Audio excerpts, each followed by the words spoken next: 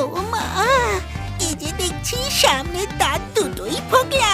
ওনার জন্য আমি একটা নতুন খাবারের স্বাদ পেলাম।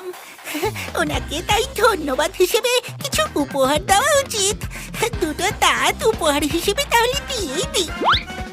এই বলে ইঁদুর গর্তে ঢুকে একটা করে দাঁত এনে বড় বউয়ের মুখে বসিয়ে দিল। এদিকে বড় বউ ঘুমিয়ে থাকায় এই ব্যাপারে কিছুই বুঝতেও পারল না।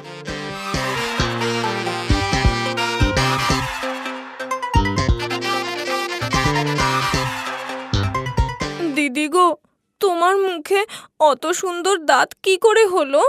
তুমি দাঁত কোথায় পেলে? হ্যাঁ, আমার মুখে দাঁত? সত্যি তো, কি করে হলো?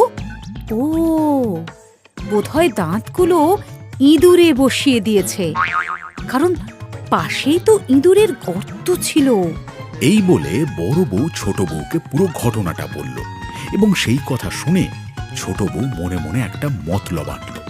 ছোট বউ ওই দিন রাত্রিবেলা নিজের